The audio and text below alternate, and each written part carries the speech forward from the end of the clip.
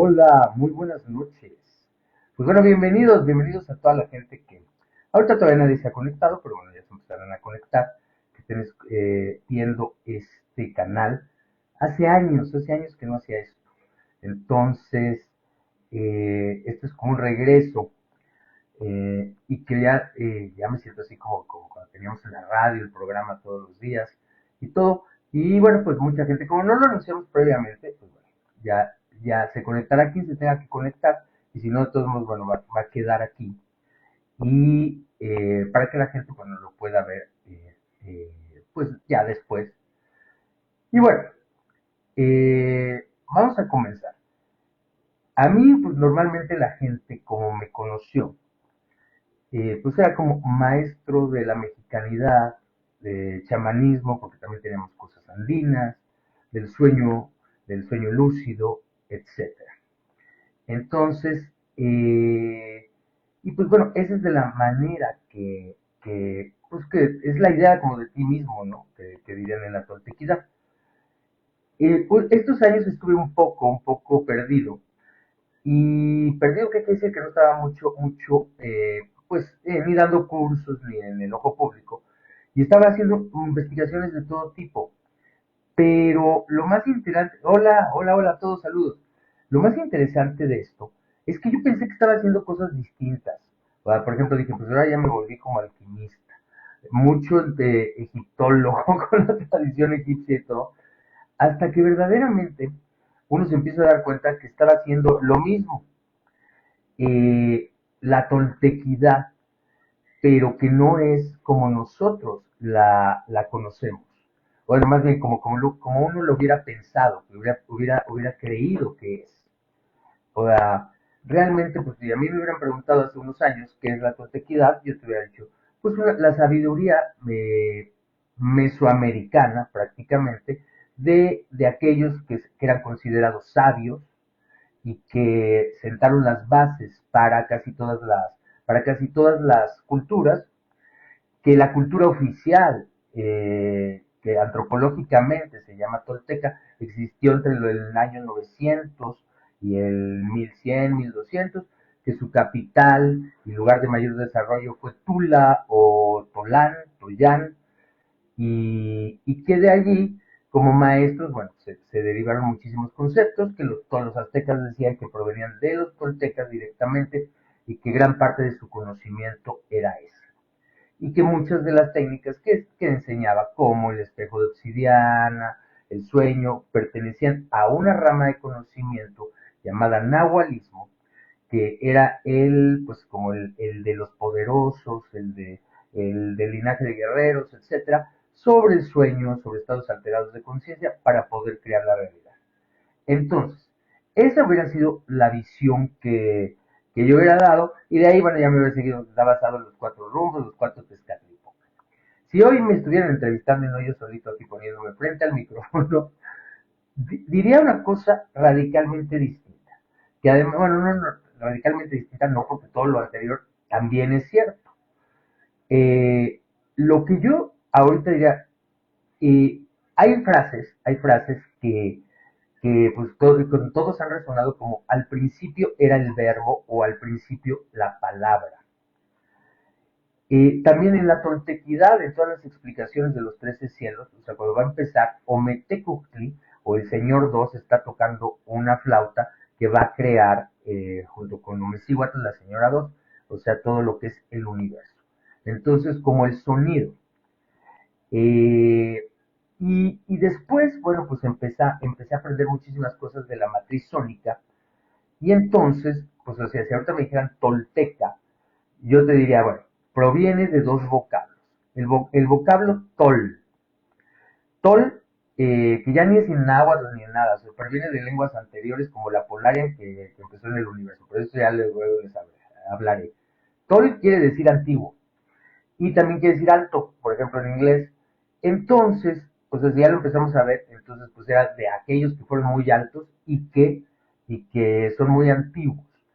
Pero lo que ha estado relacionado con lo tolteca va a tener esa palabra en varias cosas, en lugares, árboles de la creación, por ejemplo, eh, Toledo, Toluca, Bristol.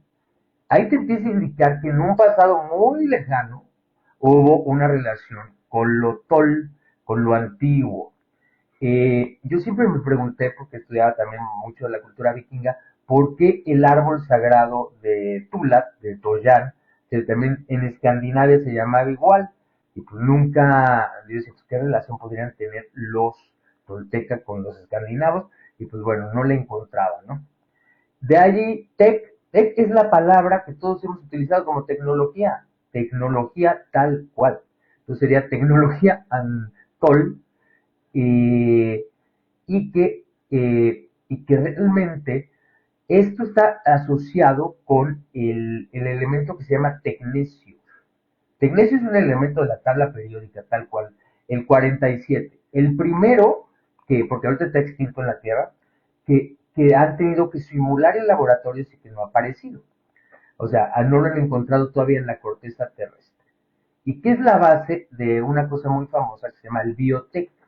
Biotech era un, para, que es mucho más conocido por la gente como los Anunnaki, los que eran dioses de Sumeria y todo, que tenían como un relojito aquí, que estaba conectado con esa información, que también la tienen los atlantes de Tula. Pero bueno, entonces sería una información que está conectada hacia el pasado y hacia el futuro. Y que bueno, son conceptos que seguiremos explicando. Y el empezar a hablar de lo tolteca y de México te empieza pues a referir a algo que sucedió hace 12,000 años. Y que con el templo de los Atlantes, que quien no lo haya visto, pues googleelo, Atlantes de Tula, es un recordatorio en piedra para que no pudiéramos olvidar jamás lo que sucedió.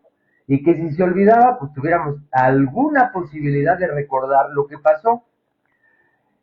Ese templo, ahora también quiero aclarar, no es el original, tampoco es copia pirata, no. Tula, todos sabemos, o sea, los que estamos aquí en la mexicanidad, que era el centro, fue conocida como la mayor expansión del conocimiento en Mesoamérica, donde gobernó el famoso Seacatl Topiltzin Quetzalcóatl, pero eso ya es mucho después de hace 12,000 años, y que se logró un gran esplendor. Pero eso sí se sabe que por la calidad de la piedra no quedó muchísimo, no es así impactante como Chichen Itza o como Teotihuacán, pero que aparte tuvo una segunda parte que estaba al lado, que es Tula Viejo, donde estaban que ahorita quedan nada más como una pirámide que Quetzalcóatl y muy poco, y que estaban las construcciones verdaderamente antiguas. Así que el templo de los Atlantes, ¿cómo está, señora Margarita?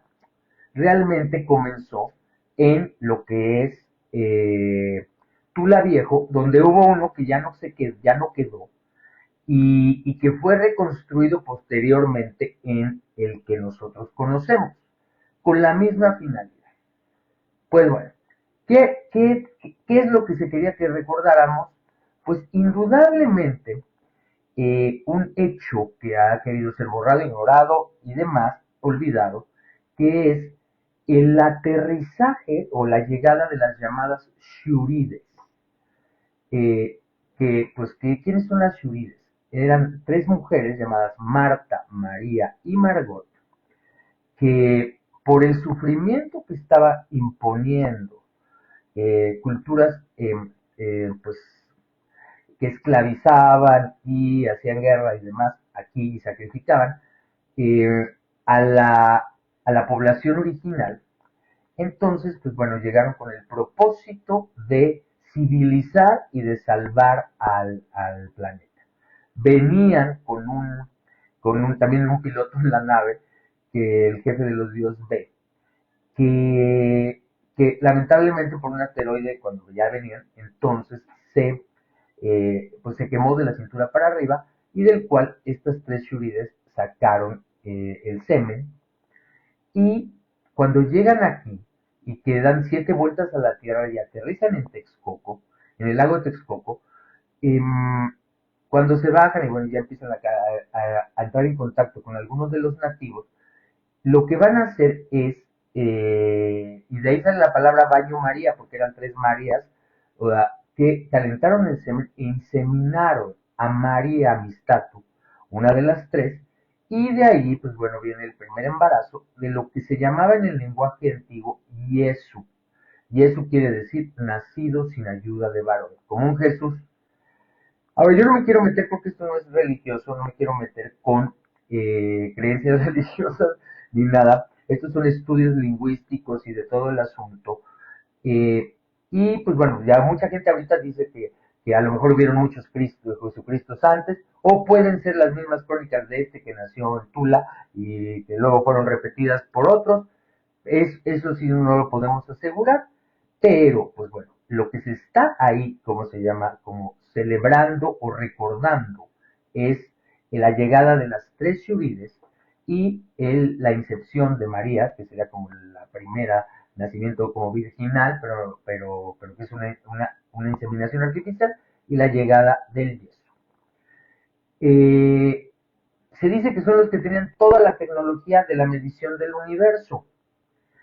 Entonces, y que por eso aquí en Mesoamérica quedaron estos calendarios sofisticadísimos que no solo te miden los 365 días del año, sino que realmente te están basando en lo que dando pronósticos de ciclos enormes, enormes, que solo, o sea, se vio algo paralelo en el de los Vedas de la India, cuyas medidas ya más grandes, por ejemplo, la del calendario azteca termina en 26,000 años.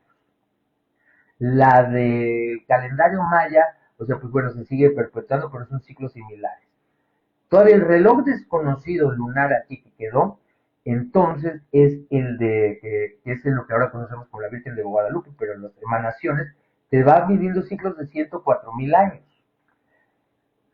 Y de esa forma, pues estamos viendo que eran viajeros y expertos en el tiempo. Ahora, siempre se habla que lo primero que se mide pues son las cuatro direcciones, o sea, algo que todas las culturas antiguas sabían. De hecho, o sea, que muy poca gente sabe esto, Jehová o Yahvé es la suma de las cuatro direcciones en hebreo. Entonces es como la creación de un solo Dios en base a las cuatro direcciones. Eh, y bueno, ahora lo que casi nadie sabe es que estas cuatro direcciones, lo que están conectadas es a lo que se llama estrellas polares, que es como el punto más lejano que desde la perspectiva de la Tierra, etcétera, se ven al norte, al sur, al este y al oeste.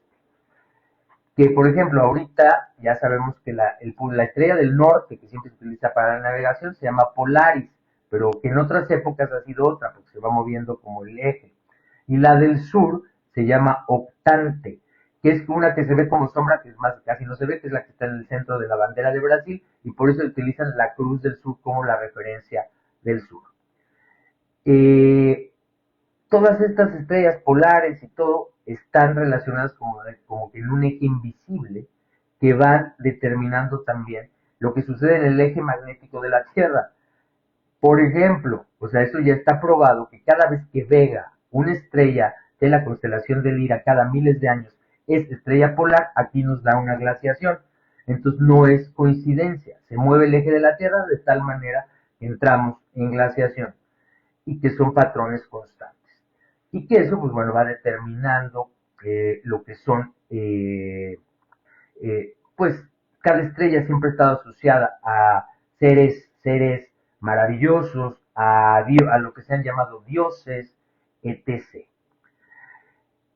Hay muy poco, o sea, realmente, porque la historia de la Tierra lleva millones de años, y hay, o sea, hay oficialmente, pues como que la historia empieza como hace 9,000, con lo que consideramos la prehistoria, todo el asunto, porque fue hace casi nada, y ya las culturas occidentales pues empiezan como hace 6,000, 7,000, cuando mucho.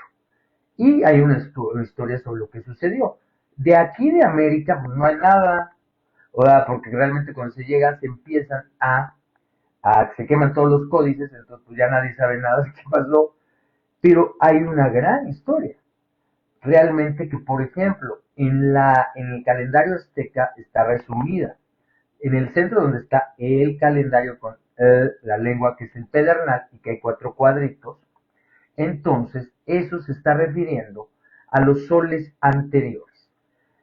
Mucha de la gente que empieza a buscar sobre qué son los soles son periodos del tiempo, pero hay cosas tan ridículas que la mayor parte de investigadores ponen que es un ciclo de 520 años. No puede ser un ciclo de 520 años. Hace 520 años, o sea, fue la conquista. No estaba pasando que saliéramos como de un diluvio y cosas así. Hace 1000 años tampoco. O sea, pasó la lluvia de fuego que creó casi todos los volcanes.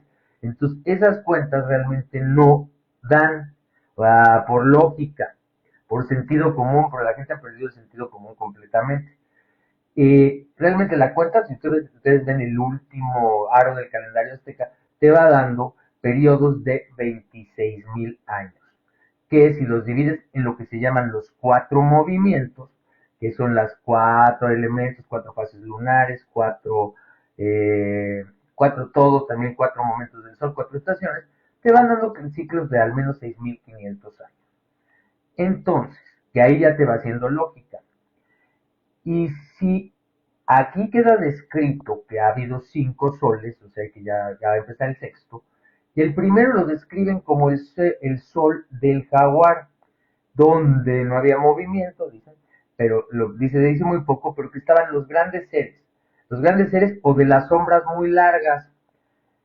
Entonces, esto te puede estar deduciendo que hubo gigantismo, y que las sombras eran muy largas. Eso puede ser por 2 razones: o que la gente hiciera mucho más grande, o la segunda es, ustedes yo creo que si se han fijado, una distinta posición solar en que la sombra se ve pues mucho más larga. Y eso habla de que probablemente, si ya empezamos a conocer la historia de las Shurides y de todo el asunto, sí hubo un movimiento de donde estaba la Tierra que era diferente a donde está ahora. Y entonces que hacía que la sombra de la gente fuera muchísimo más larga. El segundo sol, como se describe, es en el que todos se convirtieron en changos, pero bueno, chango es el arquetipo de el baile, la poesía, el arte, la belleza, eh, la diversión y todo en todos estos, en el calendario mexicano. Entonces, para que una sociedad llegue a la sofisticación en poesía, en arquitectura, en todo eso, es que tuvo que resolver las necesidades primarias. Entonces quiere decir que llegó a un avance muy tecnológico, o como sea, avanzadísimo, que ya permitió el ocio, y que creo que al final fue tanto ocio que ya luego dicen que todo se lo llevó el viento. El tercer sol es descrito como el de la lluvia de fuego, en el cual se supone que pues se llegó a tal avance tecnológico que surgió el ego, porque aquí en la tradición el ego es llamado Chalchuktotolin, o el guajolote de Jade, que se siente más que otros, etcétera, y que termina con una lluvia de fuego, y que por eso los guajolotes son el recuerdo de que como se ven quemados de esa etapa. Esto ya es interesante porque hay muchas otras culturas, como en Göbekli Tepe, en Turquía, etcétera, que hablan de esta lluvia de fuego y que cayó de los cielos. Ahora, aquí ya empezamos a unir conocimientos y cabos, porque si no les estoy contando la historia de América, de la cual se sabe poco, porque como les digo, se destruyó casi todo. Los místicos más importantes de finales del siglo pasado, más bien del XIX y principios del XX, que hicieron toda esta recopilación que terminó en lo que se llama teosofía, y que hizo que son así como los grandes padres de todo este movimiento espiritual del último siglo, y que situó, o sea, por ejemplo, por eso toda esta adoración al yoga, a los místicos del Himalaya, a la cultura aria, etcétera, de todas esas cosas, pues realmente fueron 2 personas, que fue Madame Blavatsky y Rudolf Steiner, que es todavía considerado así como el místico más respetado, y del cual ya surgieron todos. O sea, pues ya los nuevos ya son Deepak Chopra y todo el rollo, pero los verdaderamente como estudiados y antiguos parten allí. Ahí siempre hubo una cosa que a mí me hacía tin, tin, tin, porque cuando Rudolf Steiner describe las razas, entonces directamente después de los atlantes, describe que la tercera raza en aparecer son los toltecas. Y después ya pone a los sumerios, después ya pone a los egipcios, a los semitas, lo cual históricamente pues no coincidía nada, pues decíamos, pues cómo los toltecas van a ser anteriores a los semitas. Y porque entonces, ya viendo que también Madame Blavatsky es rusa y todo, y que hubo un círculo como pues de intelectuales que ya saben el conocimiento hermético que luego no difunden la información. Ya posteriormente hubo un señor que se llama Alexandre, ya no me acuerdo qué, que es descendiente de los arios, de los romanos, y que escribe esta historia. Entonces ya por eso ya dije, de aquí se la sacó Rudolf Steiner, porque yo creo que sí se la sabía, sobre la llegada de Marta, María, Margot, del planeta Edén. Ahora hasta en la Biblia está, o sea, llegaron a una de Edén, que es un planeta muy cercano al cinturón de Orión, y todo junto con el dios B o L, y hacen la incepción del Yesu para salvar del sufrimiento a la humanidad. Y luego, pues ya te empiezas a agarrar y dices, esto ya no es una locura, y empiezas a ver piezas de rompecabezas que se unen. Yo no encontré la información de Alexandra y todo buscándola ni nada.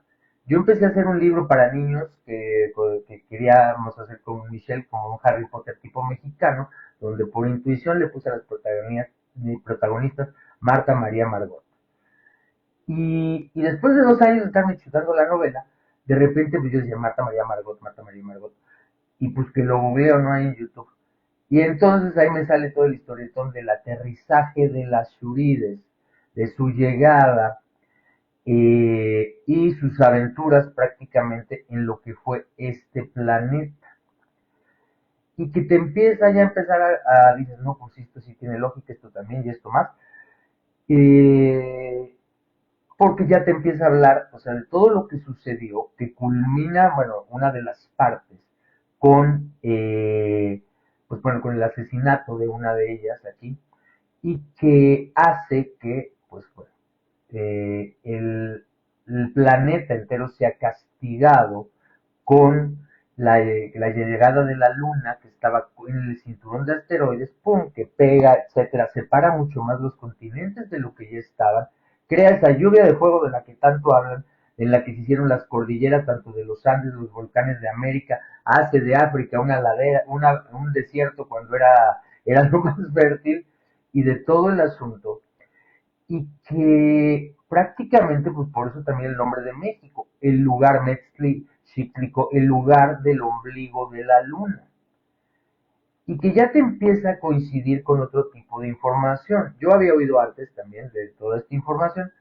de algunos textos helénicos de etíopes que decían pueblos prelunares, que es decir, que decían que estaban antes de la luna. También los aborígenes de Oceanía afirmaban que sus ancestros estuvieron antes de la luna. Y, y ya que le empiezas y dices, bueno, pues si las mediciones, la ciencia dice que tiene quién sabe cuántos años, pues sí, puede tener los mismos años que la Tierra y lo que quieras, pero no quiere decir que estuviera en la misma órbita. Y algo muy importante, si a ustedes, porque yo sí me puse así a buscar, buscas pinturas rupestres de todo el mundo, no hay ninguna que tenga la luna dibujada en cuarto menguante o en cuarto creciente, etc. Y estos todos los investigadores dicen que pues solo la dibujaron en luna llena, pues lo cual no tiene ninguna lógica, porque si dibujaban al mamut, al toro, todo lo que estaban, ¿cómo se llama?, cazando, pues no tiene lógica que, que no hubieran dibujado la luna así. Entonces ya te empiezas a creer realmente lo de los pueblos prelunares. Y después de eso, o sea, aquí hablaban en la toltequidad ya de los 13 cielos, donde el primer cielo se describía como el cielo lunar, y que se habla de que era el que mayor influencia tenía en el Tlalticpac, o en esta dimensión, por su cercanía.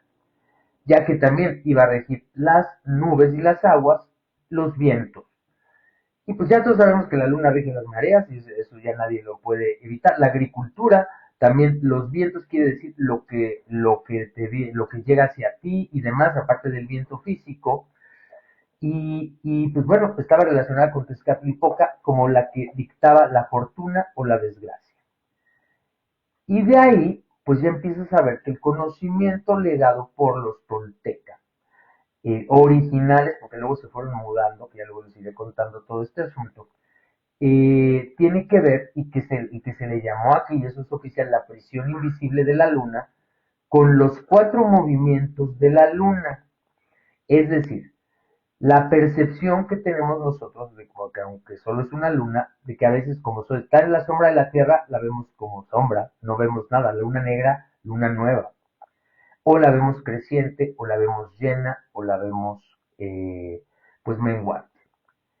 ¿Y eso qué quiere decir? Que como estamos influenciados porque es el primer cielo y lo que todos tenemos más cerca, es que todo lo deberíamos de ver bajo esas cuatro percepciones. Y que pues nuestro equivalente en ese modelo lunar de la luna negra o nueva es nuestra sombra física, tal cual la que ahorita si la pongo aquí así, se ve, bueno, ahorita no se ve mucho aquí atrás, pero es, bueno, así, esa que se está moviendo es esa. Representación también de la sombra interna que todos tenemos.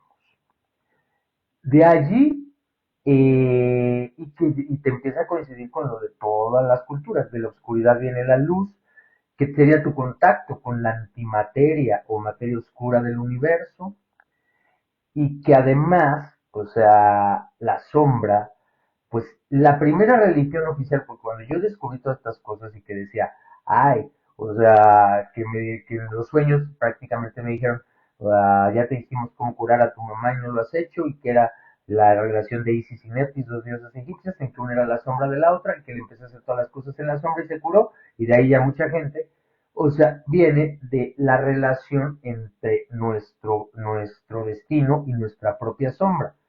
Y cuando uno cree que está descubriendo algo nuevo, pues sale que no, que era lo más antiguo, porque la religión oficial encontrada aquí en la Tierra, antes del chamanismo, de todas estas cosas, se llama animismo, que se practicó en muchas islas como Oceanía y demás, en la cual se habla de que somos cuatro cosas: el cuerpo y sombra, que van a morir al mismo tiempo, la esencia vaporosa que sale al morir y las moléculas que quedan más bien las partículas donde queda tu cuerpo enterrado, que van a constituir las memorias y que eso va dando pues, lo que sería lo que ahorita llamaríamos karma y demás. Entonces, pues se parece mucho. Lo que pasa es que es una sabiduría que todos hemos olvidado y que está presente en todos lados. Cuando en el Popol Vuh te hablan de Hunahpu e Xbalanque, los gemelos, y que uno es blanco y el otro es negro. Isis y Neftis, las dos diosas egipcias. Quetzalcóatl, Tezcatlipoca. Huiracocha, que también tenía su gemelo. Castor y Pollux, los guerreros invencibles de la cultura griega, que uno se va a hacerse Pollux de la constelación de Géminis y el otro se queda aquí. Luz y sombra, masculino, femenino, electricidad, magnetismo. Entonces, eso sería nuestra parte en la luna nueva negra, que de allí la sombra, pues como es sombra no ve, entonces las dos fuerzas principales también creadoras, ya después de estas, son luz y sonido. Entonces responde a sonidos, que además es bien interesante. En toda sabiduría antigua se hablaba diferente. Las vocales y las consonantes no se llevan. O sea, entonces lo que se llaman sonidos de creación son de puras consonantes y las vocales equivalen como a puros números y que ya te va dando la idea de los lenguajes verdaderamente antiguos. Y que les voy a poner un ejemplo. Amén. Amén, todos sabían que el hebreo antiguo no tenía vocales, entonces sería o sea, tal cual. Y es el símbolo del manganeso. El manganeso de la tabla periódica, su otro nombre es magneto. Entonces, si tú estás diciendo, estás ordenando que algo se magnetice, se haga. y Ea, pues era el nombre de la E que sobran, como se le llamaba el agua en Sumeria y en todas las culturas semitas. Entonces sería como magnetismo en el agua, pero así va con todas.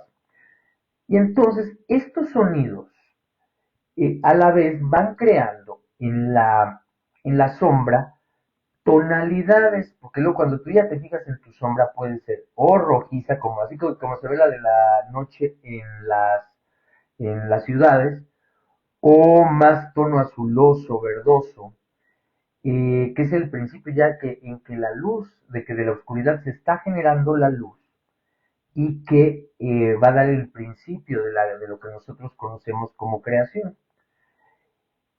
También está la dorada, que es la que, como la que te da información, que puede ser muy destructiva, muy constructiva. Si seguimos el ciclo de la luna, la, la luna llena, pues que sería el reflejo no solo del sol, sino del cosmos. Entonces, la luna y nuestro reflejo es importantísimo. Y le hemos quitado la importancia como pensando que es algo sin vida o sin nada. Todos los dioses de la cultura tolteca le llamaron Tezcatlipoca, es decir, espejos humeantes, recordándonos que la importancia del reflejo. La diosa Materasu del sol de Japón dice, me esconderé en cada espejo. Entonces eso quiere decir que el sol estaba escondido en cada espejo. Y efectivamente, el sol lo que más produce es aluminio y los espejos están hechos la mayor parte de aluminio. Y por eso también viene lo de creado imagen y semejanza de Dios. Entonces, de esos reflejos o espejos, depende lo que se llama campo morfogenético, que eso está descrito por Einstein y luego por la ciencia, que es lo que hace que una célula del hígado se haga hígado y no se haga páncreas, y que una célula de humano se haga eso y no se haga borrego. Entonces, gran parte de lo que aquí nos pasa se debe al donde nos reflejamos. Entonces, si yo estoy poniendo aquí estos espejos aquí atrás, esto es pasado y futuro. El espejo de obsidiana normal que era Tezcatlipoca y este uno, porque yo ya luego empecé a soñar, porque parte de la toltequidad es recibir información de los sueños, y que tampoco está muy jalado de los pelos, porque Einstein dijo que la teoría de la relatividad la sacó de los sueños, y muchos inventores y artistas. Entonces, esto es cuando empiezas tú a fabricar, por ejemplo, yo a mí lo primero que me digo es que tienes que hacer un espejo fénix, y que yo decía, pues, ¿cómo se hace un espejo fénix? Y que tendrías que mezclar elementos que, como el de la tabla periódica, el C, que es hierro, con el níquel, con el zinc y de ida y de regreso, y vas obteniendo espejos de otros minerales. Hicimos pruebas hace un año, que ya no volví a hablar de eso porque me quedé sin que hiciera los espejos. Entonces digo, ¿para qué hablo de algo que todavía no puedo producir? Porque luego de decir es peligroso que puede explotar y pum. Pero ahorita ya lo estamos haciendo. Donde yo ya, miren aquí, yo así, y ustedes lo van a ver porque mañana vamos a empezar a poner otra vez las muestras. He visto la relatividad del tiempo, pero aquí así, no como teoría ni como nada. En mi misma sala, en un metro. Exponiendo frutas y verduras a un espejo de aluminio normal, a uno fénix y a otro que era de la diosa Nut, que tiene tungsteno y otras cosas, y vi algo que pues, podría parecer que es imposible, pero pues, que sí es posible, es que las mismas frutas, verduras, de la misma bolsa y del mismo tiempo, en uno estaban envejeciendo normal en el de aluminio y le salió hongos y todo el asunto, en otro es como si hubieran estado congelados en el tiempo y hasta la partida se tenía almidón y en otro más se empezaron a poner crudas, como el tiempo para atrás, el tiempo detenido y el tiempo para adelante en un pedacito así, debido a los espejos. Ahora dirían, ay, pues entonces que, pues sí, la reina de Blancanieves no era broma. O sea, la verdad, si nosotros empezamos a ver, los planetas que tanto afectan son espejos, no generan energía. Entonces, eso quiere decir que tienen la posibilidad de crear una influencia igual que la de las estrellas. Y si tú reproduces con determinados elementos en un espejo y que además los se utilizan en invernaderos y todo el asunto, yo vi cómo las flores se tornan al espejo como si fuera otro sol. Y eso ¿qué va haciendo? Que realmente pues en el inconsciente y todo lo identifiquemos como una estrella polar o como una estrella con unas combinaciones que no sean de sodio y aluminio, que sean más amables con la vida orgánica, que hacen que lo que esté expuesto a eso dure muchísimo más. Es decir, como si estuviéramos en otra posición del cosmos antes de que estuviéramos en la actual, porque tendríamos otras estrellas polares y demás. Y de allí, pues bueno, si son los reflejos y crean los campos morfogenéticos, nos vamos a la luna menguante. Todos sabemos que la luna menguante se dice que es donde hay menos energía porque la luna está entre el sol y nosotros. Entonces, menor de energía que equivale a menor velocidad. ¿Velocidad de qué? De las partículas, prácticamente. Todos sabemos que la luz viaja como onda y cuando baja de velocidad se convierte en partícula. Entonces, ¿qué es lo que va creando la materia? Las partículas. Y que de esas en especial están las 22 o 23 que están en la tabla periódica que nos crean a nosotros y que están a favor de la vida orgánica. Muchísimos de esos otros, o sea, de los demás de la tabla periódica, están en contrísima de la vida orgánica. Y algo a mí se me quedó mucho cuando estaba haciendo los ejercicios del Popol Vuh, donde están creando humanidades y de todo el asunto, donde destruyen a la primera humanidad porque no les da adoración, a la segunda también, porque lo que querían es adoración, que pronunciaran su nombre y todo el asunto. De repente dije, pues, o sea, todas las destruyen, ¿no? Porque ¿quiénes serán los verdaderos creadores? Los elementos. O sea, esos son los primeros. O sea, ya de ahí pueden haber combinaciones que te hacen dioses y lo que quieras. O sea, ya si uno los trata bien es gran madre carbono, gran padre fósforo, o sea, gran madre silicio. Porque, y si son madres, o sea, pues si te están creando. Y finalmente, por eso va derivando el campo morfogenético, tiene las instrucciones, ¿no? De que todo funcione bien. Pero si luego ya no tenemos con qué construirlo, porque ahora sí yo ya estoy convencido que el envejecer es la desmineralización. Entonces, pues ya, o sea, al principio tu cuerpo haces un esfuerzazo, pues si ya no tiene cobre, pues ya te empieza a fallar la respiración, se te ve el avión, el Alzheimer, todo el asunto. Si ya no tiene magnesio en la magnesia, porque te empiezan a dar desde arritmias, todo este asunto. Y así se va deteriorando porque ya no tenemos a los constructores. Entonces, finalmente esto te va dando un sistema que es una tecnología completita que abarca desde tu sombra como sede del inconsciente, de donde vas a llegar a los sueños, el asunto, sonidos creadores o destructores que van a crear un reflejo o idea de ti mismo que se va a transformar en materia. Y eso es todo un sistema tecnológico. Y que es el principio de esa sabiduría que dejaron las shurides aquí. Ya me habían desconectado las computadoras, pero ya regresamos. Entonces, hasta aquí la voy a dejar hoy, porque yo creo que ya es suficiente información, pero esto no es teoría, esto se tiene que hacer vida. Cuando tú ves que puedes hacer los más grandes milagros con tu sombra, cambiando tu reflejo, etcétera, y todo es que la tontequidad y todo empieza a volver a la vida. Entonces voy a estar compartiendo muchas de estas cosas. Mañana voy a empezar a ver. Y eso tú no puedes, yo no puedo chorear, ni puedo, ¿cómo se llama? Hipnotizar, ni hacerle el efecto placebo a unas frutas y verduras para que se queden eternas enfrente de un espejo. Pues no. Los humanos somos más fáciles de chorear que los demás. Entonces, verdaderamente que tú pongas cosas orgánicas que no se descompongan por estar frente a un espejo, quiere decir que lo estás tomando como otro sol de otro sistema mucho más favorable. Eh, pues bueno, pues como muchas cosas así las vamos a ir viendo, vamos a seguir viendo qué pasó con las lluvias de aquí. Cómo fundaron el Dorado, cómo se pasaron luego a África, por qué se separaron los continentes, quiénes son Isis y Neftis, que es una evocación de Margot con María, muchísimas cosas. Y pues bueno, en este regreso, pues les mando un gran abrazo a todos y espero que ustedes estén conectando a toda esta información. Y bueno, con mucho cariño, Sergio Magaña. Y ya se va a acabar.